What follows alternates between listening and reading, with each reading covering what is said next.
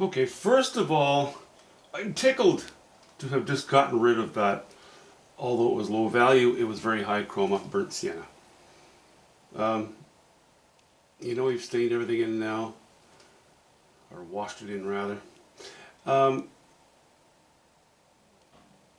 Made this cabin dark too. It's nice to what? Boil the painting down back to its elements. What's dark, what's light. Not that these will all be dark, but most of the trunks will be.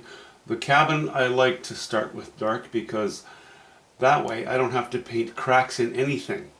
Where the cracks are, where the faults are, where the light doesn't reflect, is where I will not put paint. So that's how that's going to end up. Now what I have, and it bothered me before and really bothers me, I'm going to fix that right now, is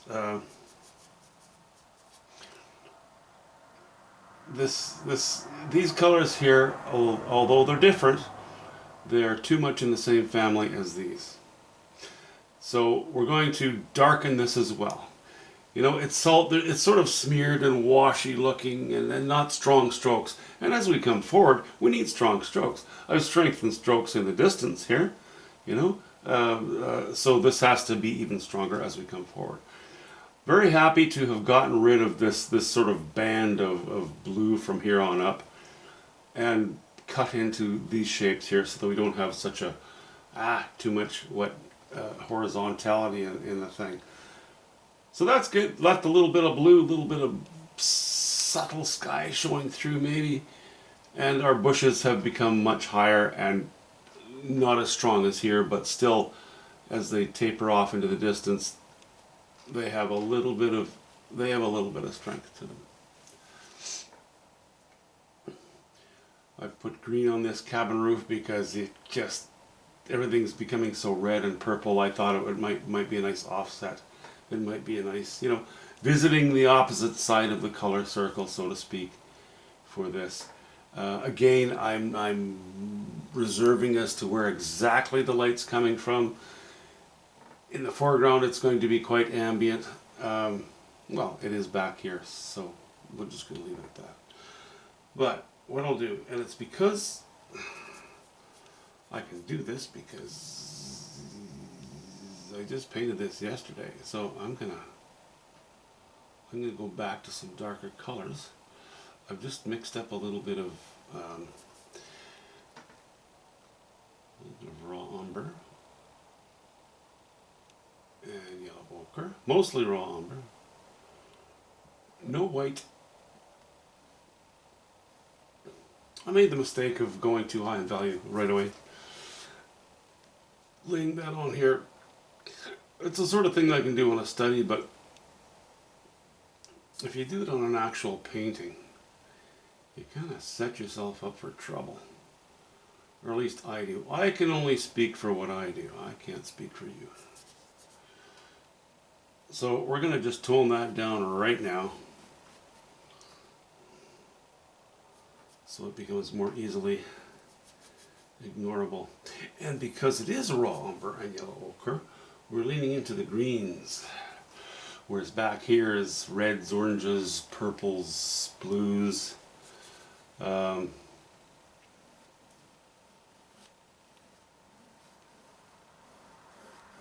I don't have to decide on certain spots being light right now because I'm just covering, well, let's be honest about it, I'm covering my mistakes. And I rarely get away with making a painting without making mistakes. That'll never happen, and I wouldn't want to worry about it. If you spend your time fixating on tiny things like, ooh, gee, I might screw it up, well, then you're pretty much guaranteed to screw it up. So, there we go. Now we have a silhouette. I kind of like to do that, We have a lot of intensity back here. It's not going to be our highest intensity. I have nowhere near played my highest cards regarding value or chroma in the background. But right now, comparatively, it's the strongest part of the painting.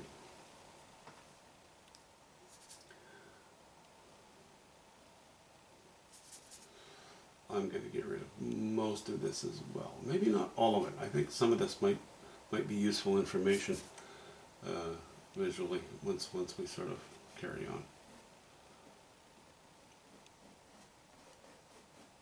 Yeah, you know, if you're confident, or if you believe that you're not going to screw something up, then don't go over it.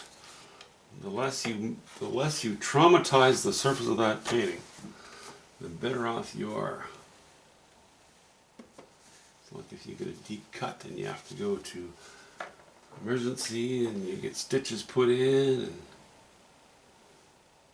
if they're done right the first time, they'll be effective. If they're not, and they have to be revisited and played with and manipulated,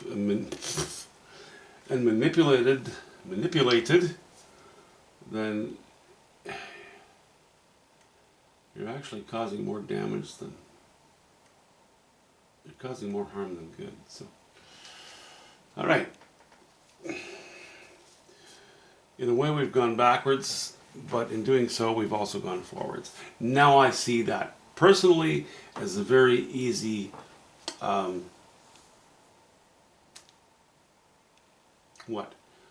the whole thing for me now is a point of reference. I have something to gauge it.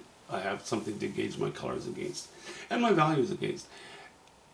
And that is all the dark stuff. And the fact that all that burnt sienna is gone. It's coming back, but only in a few strokes, you know? Not those smeary, long, wishy-washy, oh, I don't know what to do. Not those kind of strokes, but something strong. So, very happy to have gone a little bit greenish here and kept the value down. I like the intensity back there. I like some intensity on the cabin, but this isn't going to be as bright as many of my bright, intense cabins are. It might be red, it might not be, I don't know. I'm guessing it probably will be. But we have a very distinct plane back there. The next one is here, but it's a silhouette from here up. And then we can reintroduce some color as we work our way down. Maybe not a lot higher value, but certainly some color.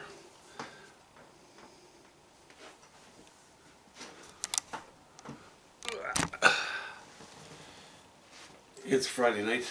I know everybody's busy, but this is the busy stuff I'm doing today. I was busy today preparing paintings for shipping to galleries, so I was doing quite a few other things.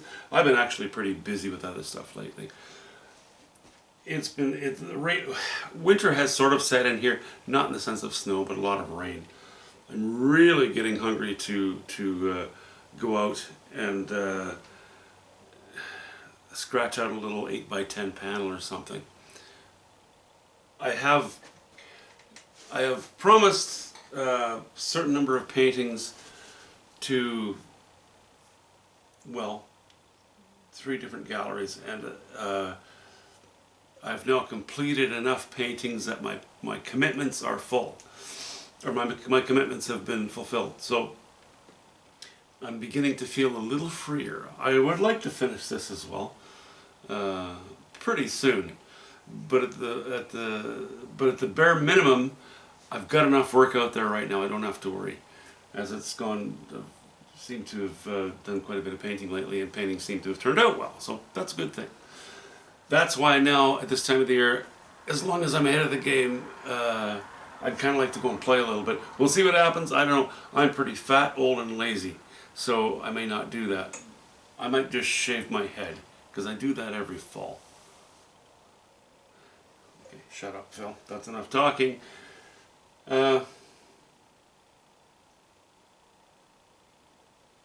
Next video, who knows? It's the weekend. I'll probably just take a weekend. See you soon.